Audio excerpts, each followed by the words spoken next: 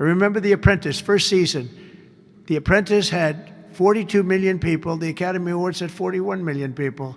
We were the second show to the Super Bowl. So Donald Trump was at the Kennedy Center yesterday, talking about the Kennedy Center honors, the Sylvester Stallone, who's now full MAGA dipshit. He's going to be honored. And George, some people are going to get honored. You know, Donald Trump handpicked him. You're going to learn. But what was strange about it is that the audience was filled with reporters who were there specifically picked by the White House. The only reason that I say this is because almost every single question was one that Donald Trump was giddy about, so over the moon to get. One of them actually identified herself, and I'm from the Daily Wire, and blah, blah, blah, blah, blah. What about D.C. and cooperation from the D.C. Police Department with your federal takeover, with your military occupation of a safe city? We're going to start, though, with this, and that is the selection process for Donald Trump's Kennedy. You know, he's the chairman of the Kennedy Center. Being president isn't enough for him. He still doesn't work a full day. He gets up at 11 or so and meanders down to the White House, down to the Oval Office to do work. Anytime you see him later than 2 in the afternoon, he's just, he's nodding off.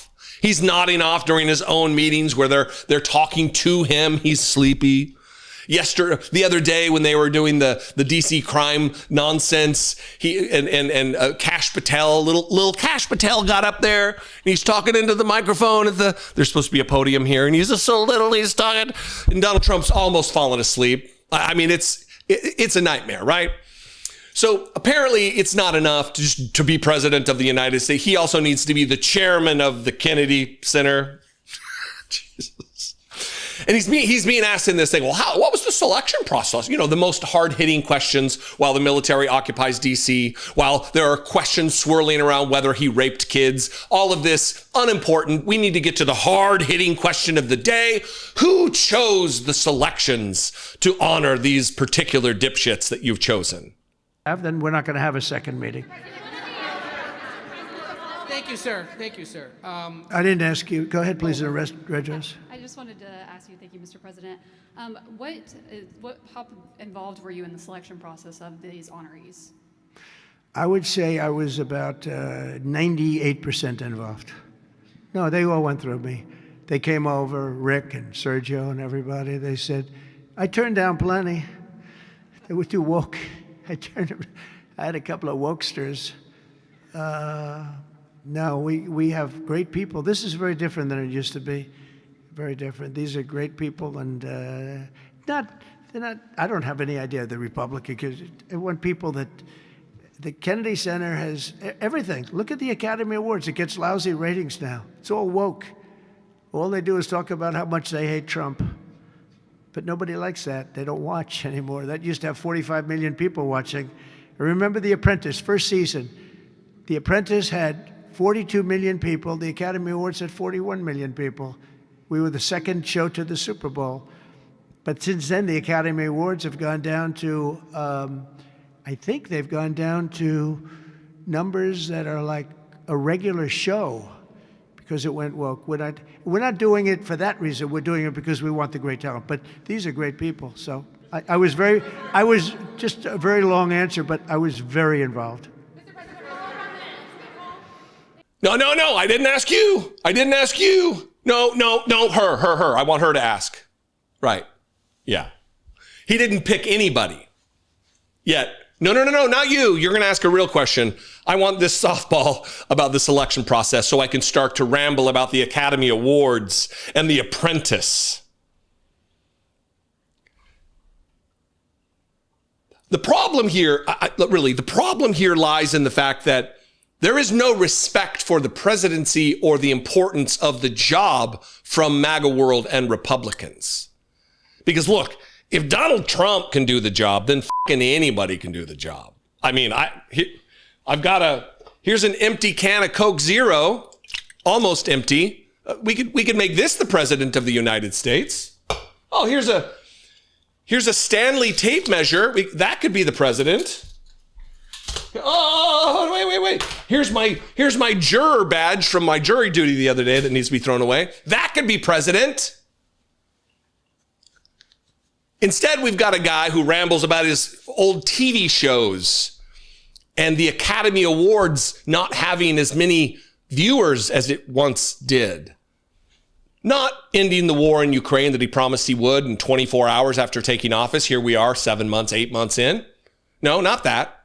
Not ending the genocide against the Palestinian people. No. Academy Award ratings, that's what's important. Not dealing with the non-existent radical levels of crime in DC and the military occupation of the city. No. The Apprentice. Oh, I used to host the Apprentice finale. You used to host the finale of the show that you hosted? Cool. What an honor. This is where we are. And then the audience gets filled with sycophant journalists who are there to advance fascism in the United States, to justify fascism in the United States, to normalize fascism in the United States, to legitimize fascism in the United States. And we get a question from this ding-dong about the cooperation of the DC police with the current military occupation. Yeah, please, go ahead. Thank you, Mr. President. Mary Margaret with Daily Wire. 2 questions on DC, if that's okay. How do you feel about Mayor Bowser's level of cooperation and her choosing to advocate for DC statehood right now? And do you Well, have a the message- statehood, let me do that one Okay. first. Statehood is ridiculous. We want to straighten the place out. Statehood's ridiculous. It's unacceptable. It's the Democrats want it because the Democrats have, about 95% in this little area. Even I didn't get it very much. They want that. They want to pick up 2 senators, and it's not going to happen. It's not going to happen. And that's the least of the reasons why, by the way, but that's one of the reasons why. What we want to do is make Washington, D.C., the greatest, most beautiful, safest capital anywhere in the world, and that's going to happen. I mentioned the word bones before. The bones here, we have the greatest bones. When you look at that Supreme Court building, I think it's one of the most beautiful buildings. When you look at some of the buildings here, it's so magnificent, and everything's good, but it's just dirty and not properly maintained. It's not taken care of. Potholes in the roads. All of it's going to happen very quickly. We're going to seek a relatively small amount of money for fix-up, and we're going to put it out to bid. And we have great contractors here, great road builders, everything. And we're not ripping roads apart so they're closed for 4 years as they redo the concrete bases. And you don't need that. We need a beautiful topping by a very talented asphalt-type person, somebody that does the job. We go out, when I get contractors, I use great contractors. To me, a great contractor is very special, like a great surgeon, like a great teacher, like a great nurse. A great contractor is very important. We'll only use the best. And when you put a coat of asphalt on that 2 inches of asphalt, 3 inches of asphalt, it looks brand new. You take all the garbage off. They reseed it, as we call it, or different names, but they take the bad stuff off and they put the good stuff down. It takes not a long period of time. A matter of a few days, you'll have a beautiful, magnificent road. You fix up the curbs. You get rid of the medians in this town are just horrible. You're riding around, I think to myself, leaders come from foreign countries. You see, with leaders all the time, different leaders. They came in from India recently and from everywhere. They came in from a war that we just ended, Azerbaijan, and you know that, and Armenia. We just ended the war. The 2 leaders came in. One of them said, "My country looks better. The roads are better than, we were talking about it." I said, "What do you think?" He said, "Well, the roads are better in Armenia than they are in Washington, D.C. It's embarrassing." And I was asked at the last press conference, they said to me, "How important is it? You're doing world peace. We're going on Friday to Alaska, meeting with President Putin, Russia. How important it is that the capital is important?" I said, "Very, very important." I told my father, said to me, "When you see a restaurant and you want to go and you want to have dinner, and then you go up to the front door and it's dirty, turn around and go back because the kitchen's dirty." It's the same thing with the capital of the United States of America. if it's dirty and unsafe, it sets a bad tone for the rest of the world. So we're not going to do that. We're going to have this Capitol fixed up, safe, clean, and beautiful in a very short period of time. Go ahead, please. In the back? Yeah, please. Here's the other way that you know Donald Trump's lying about all this shit, is the fact that there's a multiplicity of answers that are given, depending on the moment. It's crime. Oh, also, the city's dirty and the roads. So how is the trash being emptied or the streets having how's that going to end this horrific crime wave? Are criminals going to, oh, that pothole got fixed, I guess I don't need to commit a crime today? Is that how it works in the mind of Donald Trump? That if a criminal who's going to commit a heinous, violent act, if they're walking on a clean sidewalk, then all of a sudden their lust for crime goes away? Is that how it works with you, Donald Trump, when you walk on a, yeah, bring it in. Yeah, bring it in. Bring it in, Donnie. Let me ask you. When you're on your way to rape a child, or one of the 26 women who have credibly accused you of sexual assault, if you're on your way on the path there and the sidewalk is uncluttered, does it take away your lust for babies and children? Is that how it works in your brain?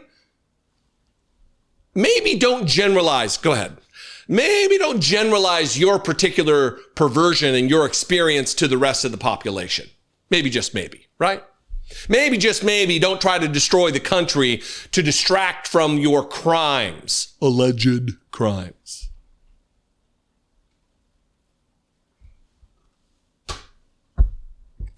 I always, at this point, this is the point. This is the point where I start to think in my head, say it, just say it. And I can't. For the same reason you can't and shouldn't be saying some of the things that you're saying on social media. Just take care of yourself. Take care of yourself. Anyway, I'll invite you to the conversation where we won't say the things we want to say in the comments. We won't. Do not. But you can comment below. You can also call the voicemail line. Be careful there too. Not like I'm going to turn it over, but who knows who's listening. 714-576-4054. And you can email me, and be careful there. Don't put things in writing. daily@dollemore.com. I love and appreciate you very much. Make sure you're subscribed. Help this channel grow.